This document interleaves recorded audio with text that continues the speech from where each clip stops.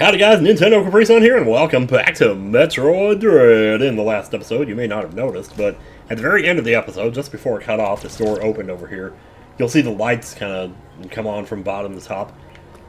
And the doors have a definitely distinct design, so you can kind of tell when you're looking at one. That's one right there. You don't have to shoot them as long as the magma is going to them; they'll just open by themselves. So pretty much just follow the magma, and it'll take you where you want to go here. This is going to fall out from under me because it's very mean. And I almost got that, but I didn't. I could slide in there, but I usually don't do that. Actually, sliding in there would have been faster now that I think about it. Because of where you have to go in this room, you have to get up here to the top. And get to this door right here. Of course, there really is no other way to go. You can try to get up there, but you can't. Unless you're crazy, which maybe you can. Oh. Okay, we're somewhere important here. Oh, it's another one of you eyeball things. The last time we saw one of these, it didn't have this armor plating over it.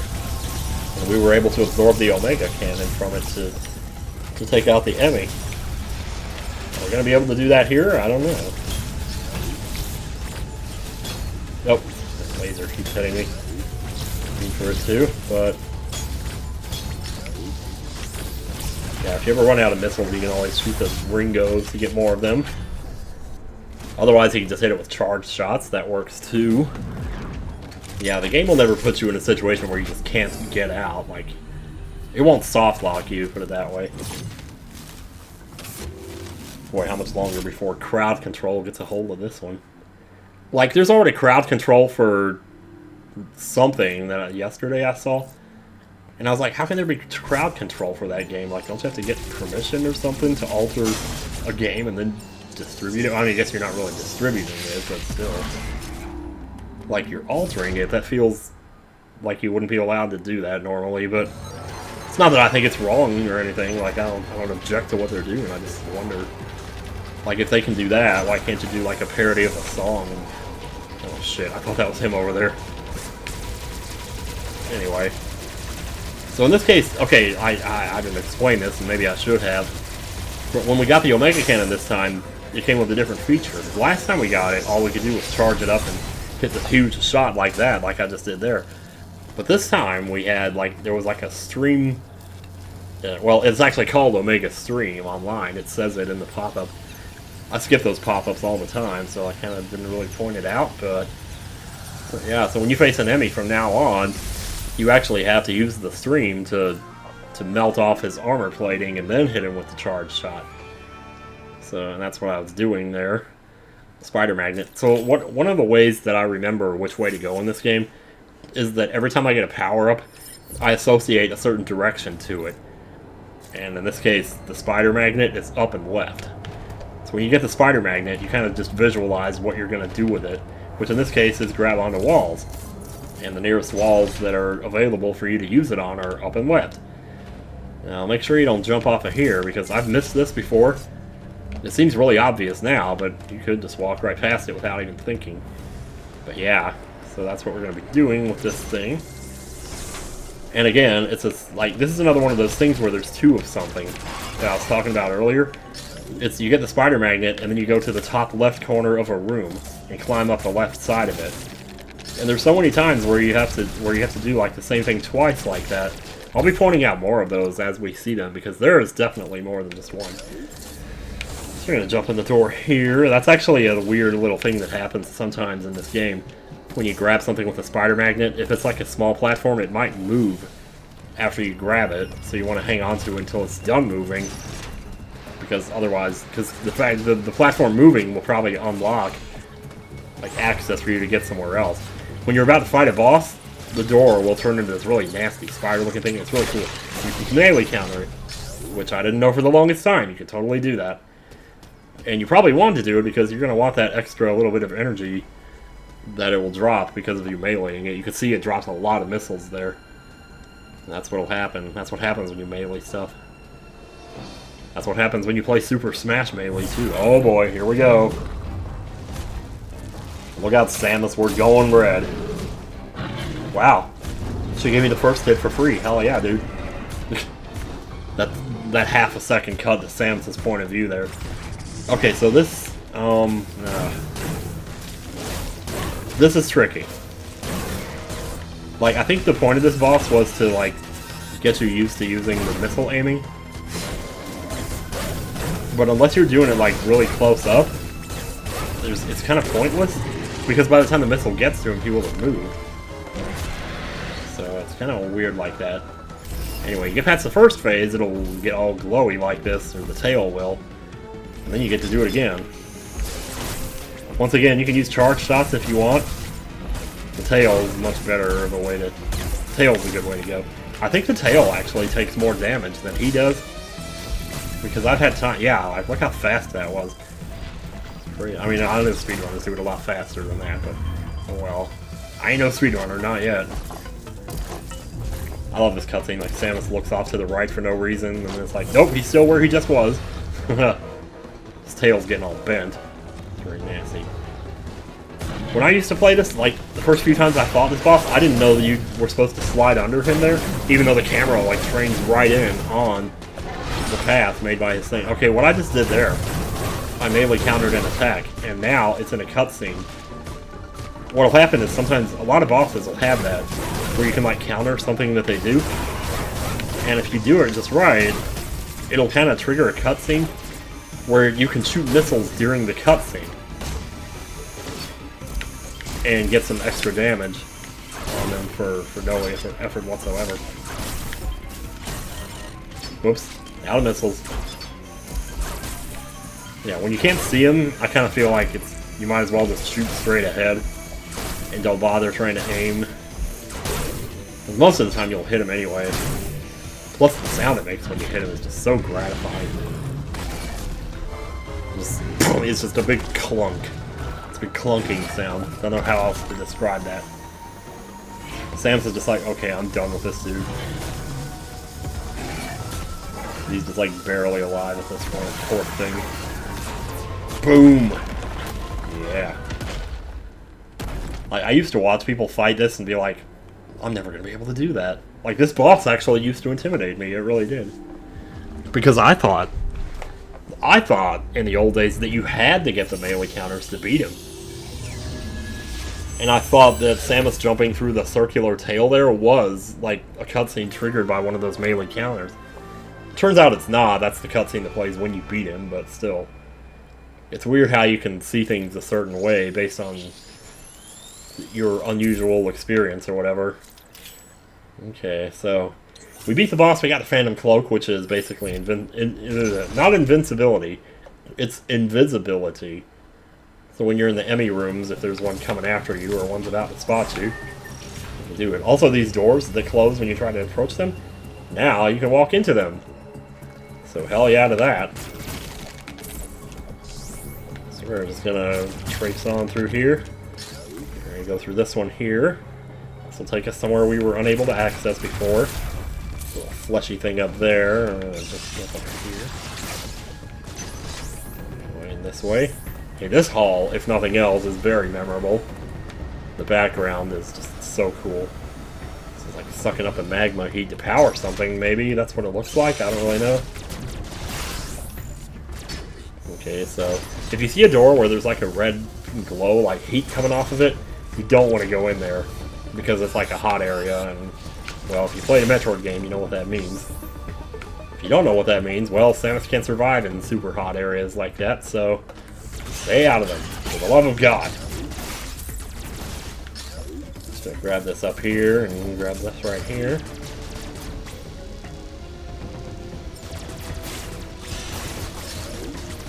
Arf, arf, I hear a dog barking. I don't know how much of that's getting picked up by the mic, hopefully not too much. Anyway, this fire here does damage, but it's like not really deadly enough to worry about.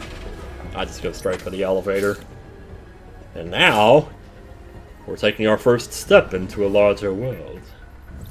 Oh yeah. How did my father die? A young Jedi named Darth Vader, who was a pupil of mine before we turned to evil. Hope the Empire hunt down and destroy the Jedi.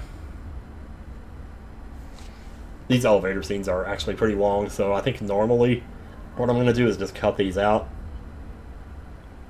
Except for a certain one where I have a plan with it, so You'll see what that is when we get there, but we haven't seen one yet. Yeah, most of these, there's like 3 different ones that can play, and I'm going to cut out 2 of them. I mean, I'll show them the first time, but after that, it's like whatever. So you might think, hey, there's a door. I have to go that way.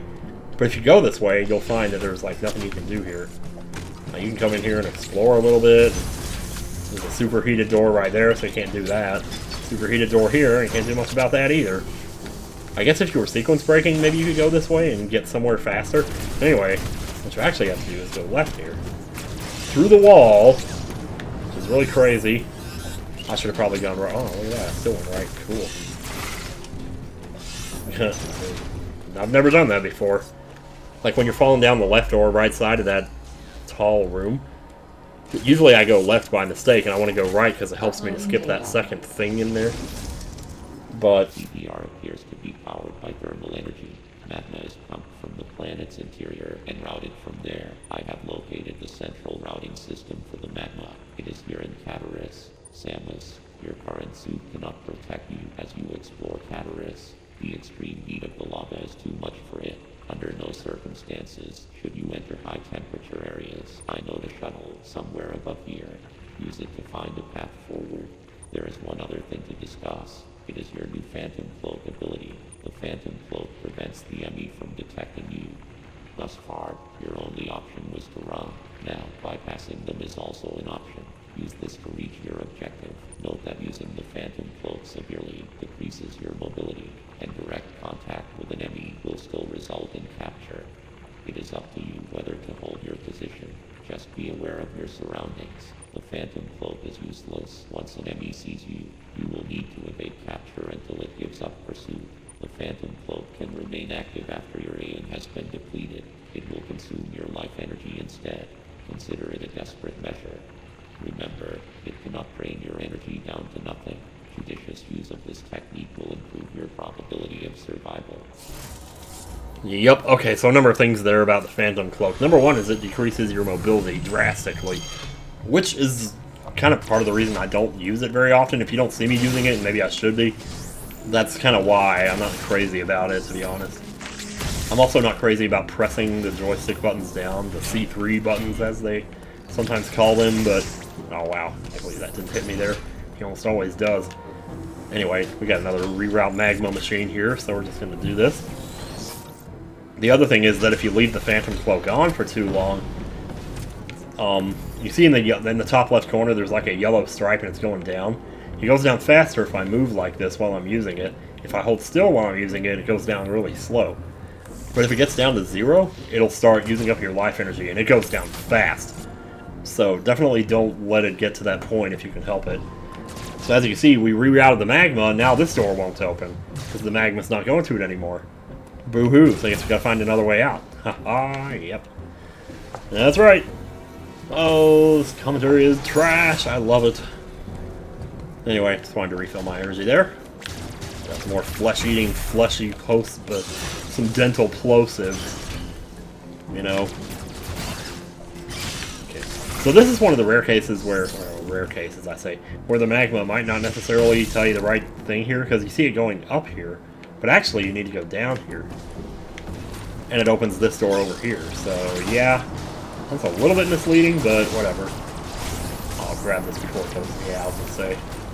I hate having to wait for those things, but, you know. Okay, here's another boom. I didn't even give him a chance to flash, really, there. There's a pretty big window on when you can use that. You can also do it while jumping, which is really cool. And notice how it kind of automatically locked onto him after I did that? Well, that's an example of, like, because I was saying earlier I thought you could only do it to living creatures, but you can also do it to machines, and that's one of the examples of a machine that you can do it to. I mean, maybe it's not a machine, maybe it is living, I don't really know. I never really thought about it too much. Oops, we're not going to be able to go through there, we can go under here though. Oh, okay, yeah. If all else fails, shoot the walls, you may be able to get through. Okay, this guy's in a really bad spot, so I'm going to kill him here before I do this.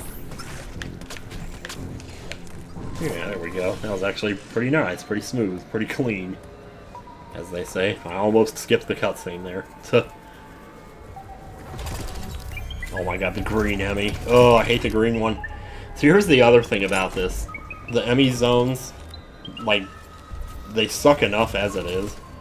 But what's worse is that sometimes you go into an Emmi zone, and it's not actually time to face the Emmi yet, but you have to go through the zone to get to the other side of it to get access to something. So, and this is one of those cases, you'll have to go through this zone multiple times just to get to where you're going, so...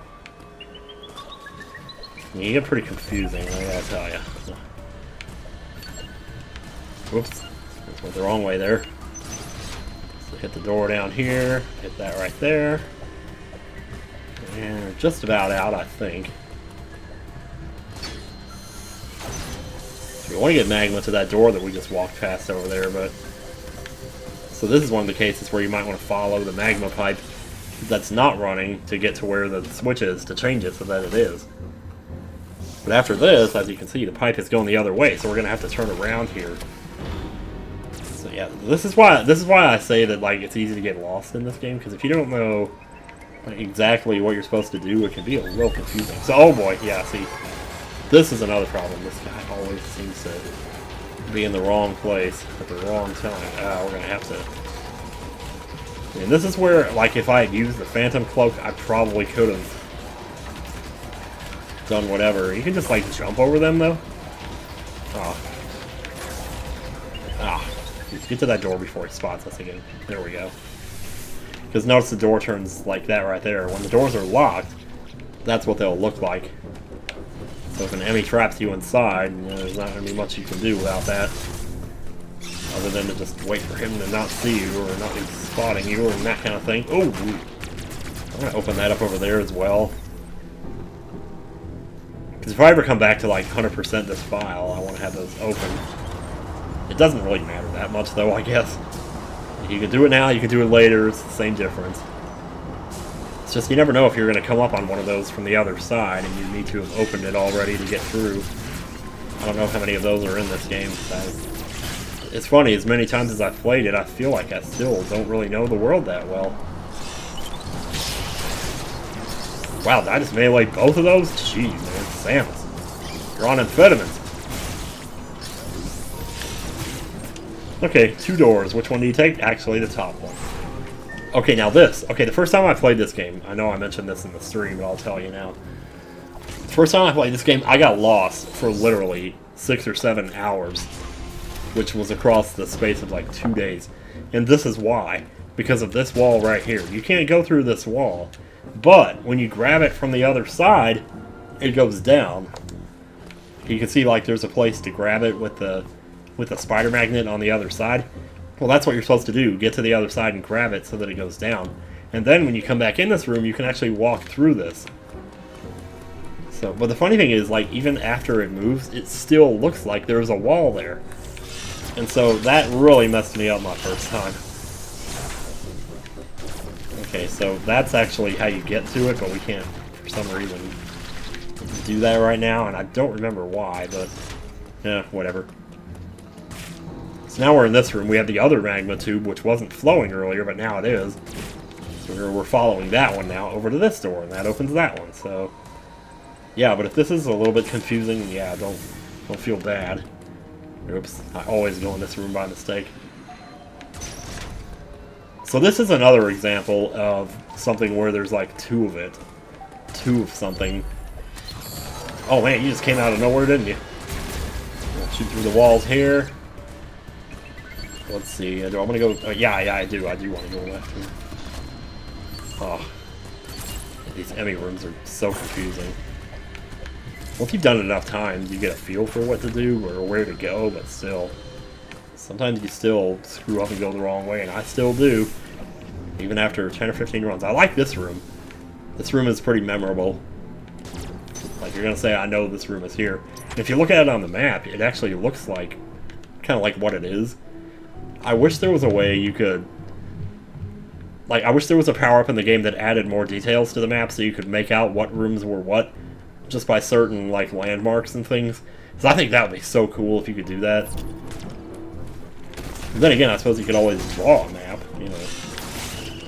Like, how cool would it be if in Super Metroid you could see the Crocomire room because it looked like the Crocomire room on the map? That's what I mean. It'd be pretty cool. So they're opening there. We can't go into any of those because they're super heated. But still, if you come back with a various suit, you're going to have a lot to do. Tell you what, my man. So these platforms all have little wormy things going around. If you're ever low on life, though, you can kill those. And actually, like, grind energy off of them. But then that's always been a thing in Metroid games. Grinding energy off of consistently respawning enemies. You know the deal. Alright, Adam, you want to suck up the commentary thing here so I can take a drink? Emmi stands for Extraplanetary Multiform Mobile Identifier. It can procedurally modify and enhance its own capabilities. Its ability to configure itself to fit into narrow spaces is a standard feature. Any Emmi you encounter will likely do so as it pursues you. You are not capable of destroying their armor plating. This would be true even at your full capabilities. You are faced with overwhelming power. Accept your helplessness. Honestly, that line right there, accept your helplessness, that should have become a meme, seriously, because that is this game in a nutshell. Accept your helplessness. Study each Emmi carefully and use the Phantom Cloak to advance. There are risks even here. The Phantom Cloak reduces your mobility and consumes more AN when you move or shoot. It is still your best survival. Something about this guy's voice saying a word like shoot is just funny. This was not one of your original priorities. However, I see no other way to accomplish your goal. These existential threats cannot be sanctioned. What? These existential threats cannot be sanctioned? God damn, dude. You are a machine, right? Dear God. Yeah, sometimes when you see the little bugs flying around, they're kind of indicating that you should go that way. But not always, because the first time you see them, you actually don't go that way. I should have pointed that out when I saw them earlier. There's a missile thing there. We need the morph ball to get that, though. Let's come through here. Yeah, the morph ball is actually surprisingly late in the game. Usually it's like the first thing you get. This game, no, they changed it up. They flipped the script on this one. No, I'm up to an hour here. I should probably think about bringing this sucker down for a landing here. Oh, this game is so fun. The time just... Oh, it just flies by, man, let me tell you. So, we can kind of see the whole map here. Okay, I guess there's one other thing I should point out. When you're going after the Emmys or when you're running from them, a lot of times, one thing that helps is to look at the map here and look for this symbol right here. This is the central unit. This is the thing that we destroyed to get the Omega weapon to destroy the Emmi with. So if it doesn't look like you can get to that from where you currently are, then it probably means you shouldn't be facing the Emmi and you're just going through the zone to get somewhere else. So, just something to keep in mind. You know what, actually? I think I might actually stop the video there because I am at 1 hour and I need to refill my drink anyway. So, next time on Metroid Dread, we continue through the Emmi zone and who knows what's going to happen next. Probably more running and shooting if I had to guess.